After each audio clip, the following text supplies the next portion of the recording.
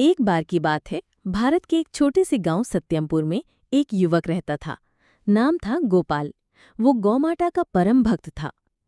बचपन से ही उसने अपने दादा से सीखा था कि गौमाता में सभी देवताओं का वास होता है। उनकी सेवा करना ही सच्चे धर्म का मार्ग है। गांव में धीरे धीरे लोग आधुनिकता की ओर बढ़ने लगे। गायों को बोझ समझने लगे। बूढ़ी गायों को लोग सड़कों पर छोड़ देते और कुछ तो कसाई को बेच देते। गोपाल ये देखकर बहुत दुखी हुआ। एक दिन उसने देखा कि एक बूढ़ी गाय तेज धूप में भूखी प्यासी सड़क पर पड़ी कराह रही थी। लोग आते जाते रहे, लेकिन किसी ने ध्यान नहीं दिया।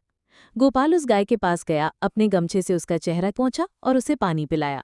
उसके आंसू रुक नहीं रहे थे। उसने प्रण लिया, जब तक इस गांव में एक भी गौमाता दुखी रहेगी, तब तक मैं चैन से नहीं बैठूंगा। उसने अपनी छोटी सी जमीन को गौशाला में बदल दिया।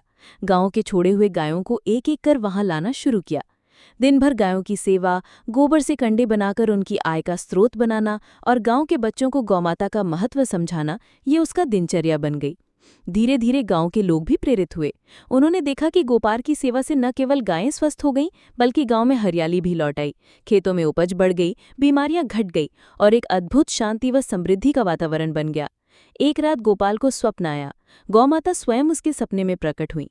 उन्होंने आशीर्वाद देते हुए कहा, वत्स गोपाल, तूने जो सेवा की है उससे हम सभी प्रसन्न हैं। तेरे गांव में कभी भी दुर्भिक्ष, बीमारी या संकट नहीं आएगा। अगले दिन गांव में एक बड़ी गौ सेवा समिति बनी, जिसमें हर घर ने एक गाय की सेवा का संकल्प लिया।